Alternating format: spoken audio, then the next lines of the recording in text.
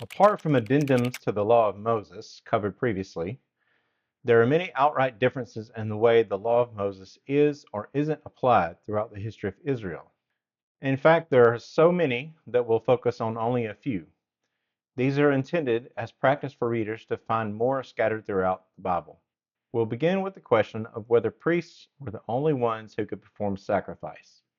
About 4 centuries after the ostensible time of Moses, one of King Saul's greatest sins and reasons for being removed from office was that he took on himself a duty that was reserved for the descendants of Aaron, that of offering sacrifice.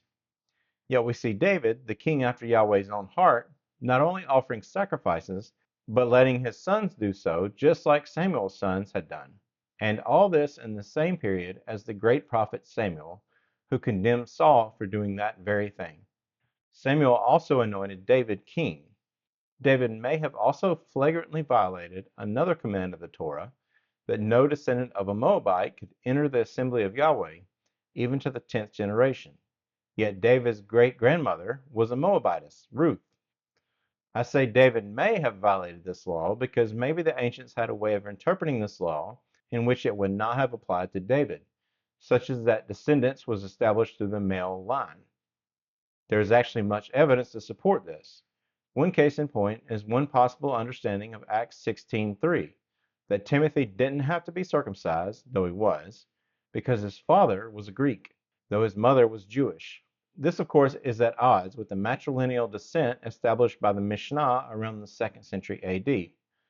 So we're not sure when this shift happened, but the late 1st century Gospels also trace Jesus' line through male ancestors, although a few females from prominent biblical stories were, significantly, mentioned. It's glaringly obvious that the people at various times ignored the Torah's laws, for there were even major periods during which the temple was profaned with pagan worship, without the priests of Yahweh officiating or offering those all-important sacrifices of the Torah. However, there are actually instances of the prophetic voices of the Tanakh ignoring, in a way, the Torah's law. For instance, we see in Nehemiah's reforms a different application of the Sabbath law than in the Torah. It is hard enough to imagine the people surrounding Jerusalem so estranged from the law that they as a society were flagrantly violating the Sabbath. But what is perhaps more surprising is the way he dealt with it. Nehemiah did not arrest them, but threatened them with arrest. His only preventative measure against their violating the Sabbath was to shut the gates so that the market could not be set up. This is in stark contrast to what we are told happened when the Sabbath law was given by Moses. A man was found picking up sticks, so Moses commanded that they stone him to death.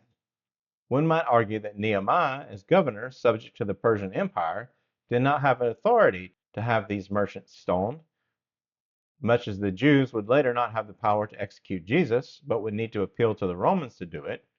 But we read that Ezra, ostensibly a priest concurrent with Nehemiah's governorship, had been given authority to appoint judges who did have power to exercise the death penalty. A more convincing argument would be that Nehemiah was unable to execute so many people because there would simply be too much resistance from the people. And even in the Torah, when sin was rampant among the people, there might be a purging, but all the sinners were not always killed according to the law, or Israel would have in fact been totally wiped out. All this and more sound like great reasons that Nehemiah couldn't or wouldn't execute these violators of the Sabbath, but I just want to focus on one point here. The fact that he didn't was itself a passing over of the law, a theme we will come back to many times.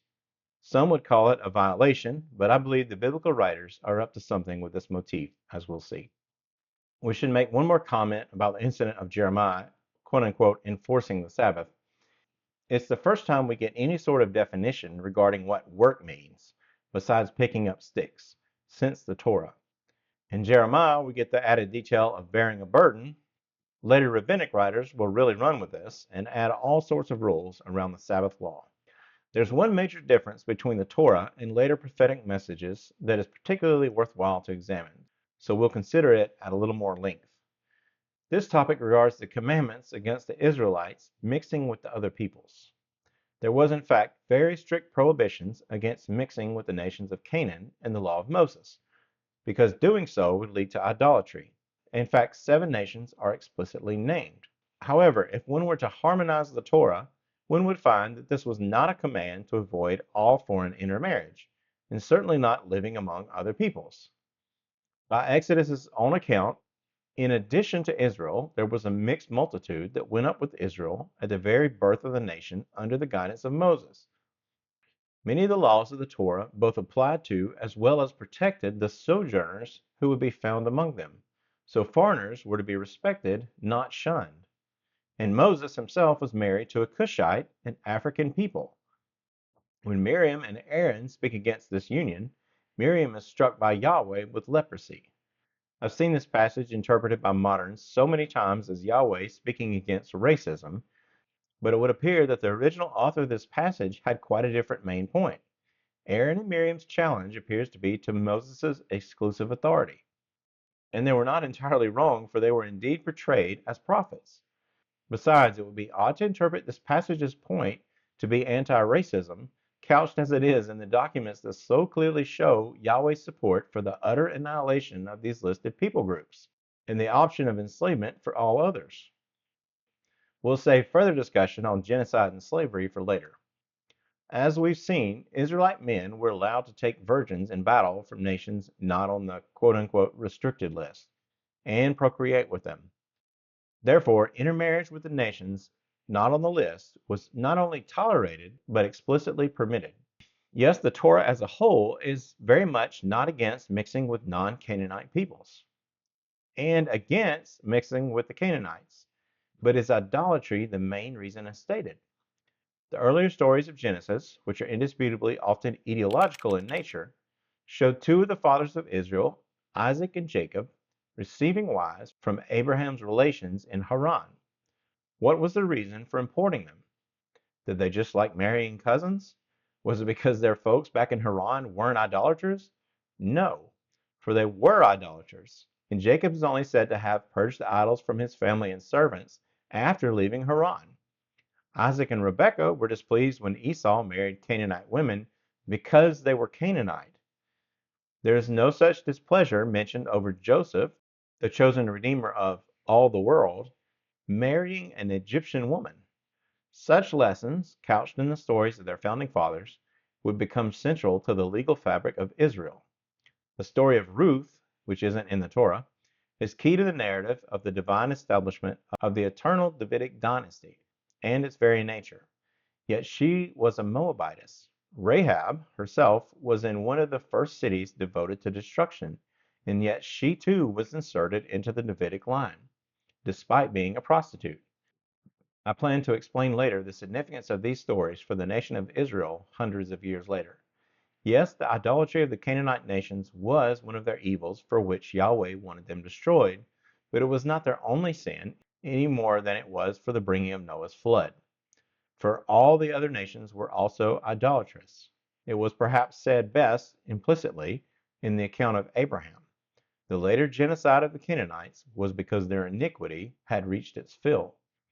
And since we're on the topic of the law not being applied as given, it should be noted that the Canaanites were never fully wiped out as required, not by a long shot. Were the Canaanites more idolatrous than the other nations? Is that even a thing, like being more pregnant? Maybe it is, for the Israelites themselves were quite idolatrous, for which they were explicitly punished on multiple occasions.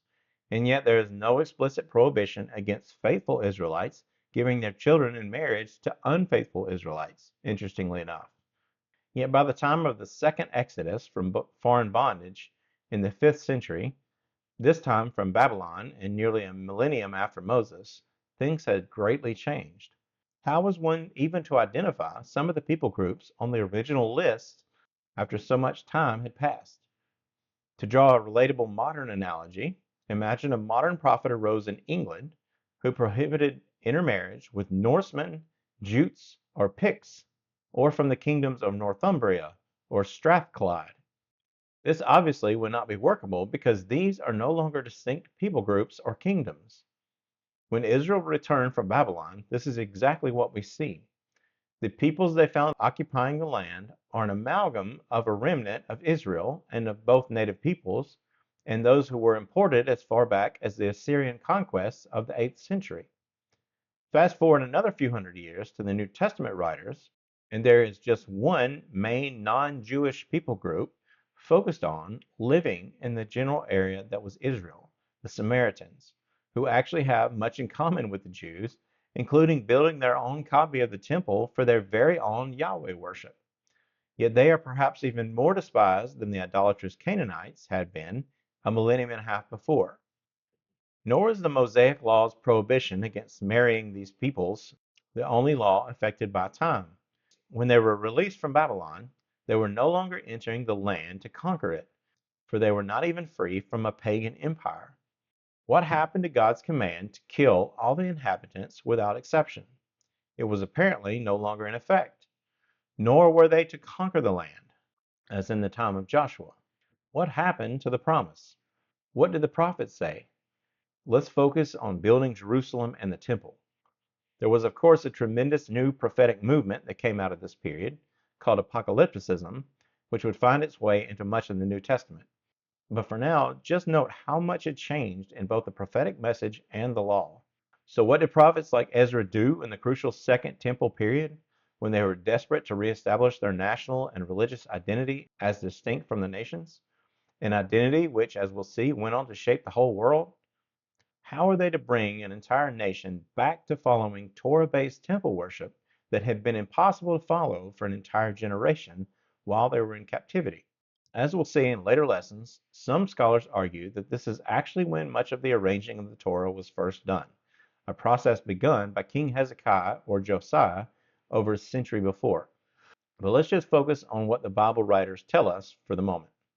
One of the ways they interpreted Moses in the 6th and 5th centuries BC was to forbid intermarriage with foreign women. The original list of people groups from the Torah is given, yet more are added to it, including the Egyptians. And they don't just forbid such marriage, they also demand all men who have foreign wives divorce them. But they didn't even stop there. I've seen modern preachers use this incident to argue that people cannot stay in a quote unquote unscriptural marriage. But never have I seen them argue that a man should put away not only his wife, but his children. Yet this is exactly what the prophet of Ezra's day commanded the people to do. And just to emphasize yet again the difference between the letter of the Mosaic Law and this incident so many centuries later, under Mosaic Law, they were not commanded to separate from a Canaanite spouse or child, they were commanded to kill them. Interestingly, the command to separate from the nations would take another particular twist by the time of Christ. We see the Apostle Peter stating that it was unlawful for a Jew to even go into the home of a Gentile. Ephesians 2:14 even speaks of a dividing wall of hostility between Jew and Gentile. Nowhere is such a command explicitly stated in the law of Moses, or even the more radically separatist prophetic books of Ezra or Nehemiah. On the contrary, Jesus had brazenly ignored such practices, for example in Luke 7:2. Was Peter inferring an implied command? It would not be the only inference, as we'll see when we get to ancient methods of biblical interpretation. Was he referencing the interpretive writings that would become the Talmud? This was certainly not the only time that New Testament writers appeared to be citing sources as authoritative, which are not found in modern Hebrew Bibles, as I've covered in previous lessons. For example, see my series called Which Bible? I've seen the argument that Peter was merely saying that such a practice was well-known taboo among the Jews, not unlawful in the sense of God's own law. Strong's 111 does in fact define the Greek word as not acceptable based on the prevailing custom or ordinary practice. However, I would make the argument that it sure does seem that Peter is in agreement with the practice by the way that he phrases it. Quote, "You yourselves know how taboo or unlawful it is." End quote. I've seen it argued that Peter was himself mistaken about the nature of the law, which therefore provoked Luke's account, for example, the book of Acts, to pass the mantle from Peter to Paul. However, Luke's very narrative regarding the vision Peter received is an obvious reference to a change in the law. Paul saw animals that were in fact unclean, yet God revealed to him that he was changing that. Not eating with Gentiles was one way Jews kept themselves ritually clean, and this was therefore part of the change as well. More on this in later lessons. Fasting appears to be a major part of the religious practice of Israel, even as early as Judges 20, and is still so by the time Jesus came along. Jesus even explains how to do it correctly. Yet, interestingly, there is only one feast day in the Torah that is traditionally held to require fasting, that of the Day of Atonement in Leviticus 23. However, the word fast is not actually used. Rather, there's a reference to afflicting oneself. Affliction, like sacrifice, was something that God was hoped to heed, whether self-inflicted or not. To afflict oneself, while it seems it could include fasting, is less specific. In fact, it is used for the weekly Sabbath as well, a time when they were explicitly allowed to eat. So it didn't necessarily always include fasting. In other words, something so fundamental to Israel's religious practices, fasting, is not commanded by the law of Moses at all. One question that arises when we look at the Mosaic Law is how God dealt with the nations before and after Sinai. Before Moses, there's what appears to be a universal law given after the flood, but which is very short. And Genesis also mentions Melchizedek, a priest of Yahweh at Salem in the time of Abraham, which is surely no accident of the narrator, as this would later be called Jerusalem and become God's dwelling place. Did Yahweh have other priesthoods besides this one at other sites? What about Moses' father-in-law, priest of Midian? God also spoke directly to people in Genesis, even people who were idolaters. When did that cease? Or did it continue into the time of Moses? Had God been speaking to other nations all during the period of the Mosaic Law until the end of the 1st century, when we see the stargazing Magi show up in Judea to see the King of the Jews born? And what in the world did Jonah preach when he went to the Gentile city of Nineveh? He told them to repent, but to what law? We're told that the Mosaic Law was not for the other nations. Many other prophets, such as Isaiah and Jeremiah, had oracles specifically for the nations. Typically, their sin was injustice, without lengthy elaboration, as in the Law of Moses. Did the Platonists, Paul, and the trials of Nuremberg have a point that there was an unwritten law that people could be held accountable for? Or did Yahweh provide written laws to other nations? These are questions that the Bible does not attempt to answer. In fact, the wording of some of the ancient laws suggests that some of the biblical authors, at the very least, sometimes share the same source as earlier law codes, as in the case of laws regarding goring oxen in Exodus 21, or the famous eye for an eye law. Recall that the earliest date for Moses, if the Bible's chronology is to be taken at face value, is the 15th century BC. Let's read a few examples of this. First, we'll start in Exodus 21, 28 to 32, and 35 to 36. When an ox gores a man or a woman to death, the ox shall be stoned, and its flesh shall not be eaten. But the owner of the ox shall not be punished. But if the ox has been in the habit of goring in the past, and its owner has been warned, but has not guarded it, and it kills a man or a woman, the ox shall be stoned, and its owner also shall be put to death. If a ransom is laid on him, then he shall give for the redemption of his life whatever is imposed on him. If it gores a male or female minor, he shall be dealt with according to this same rule. If the ox gores a slave, male or female, the owner shall give to their master 30 shekels of silver, and the ox shall be stoned. When one man's ox injures another, so that it dies, then they shall sell the live ox and divide its price. And the dead animal also they shall share. Or if it is known that the ox has been accustomed to gore in the past, and its owner has not guarded it, he shall restore ox for ox, and the dead animal shall be his. Now let's compare the laws of Eshnunna, which was written around the 20th century BC, in sections 53 to 54. If an ox gored and killed an ox, the price of the live ox and the carcass of the dead ox, both ox owners shall divide. If an ox was a gorer, and the authorities have made it known to its owner that he did not set his ox straight, and the ox gored a man and killed him, the owner of the ox shall weigh and pay 2/3 of a mina of silver. Now let's compare the slightly later laws of Hammurabi from the 18th century, sections 250 to 252. If a bull passing through the street gored a man and caused his death, there can be no suit against the owner. If an ox be a goring ox, and they inform him that it is a gorer, yet he did not blunt its horns nor shut up the ox, and that bull gored a freeborn man and caused his death, the owner shall pay half a mina of silver. If it be a man's slave, he must pay 1/3 of a mina. Now let's compare Leviticus 24, 19 to 21, which says, Anyone who injures their neighbor is to be injured in the same manner, fracture for fracture, eye for eye, tooth for tooth. The one who has inflicted the injury must suffer the same penalty. In the laws of Hammurabi, again, circa 18th century, section 196, if a man destroy the eye of another man, they shall destroy his eye. It is now time to consider just how different the law collections of the Torah itself are. But before we do that, we have to address another question. Did Moses write the Torah at all? In the next lesson.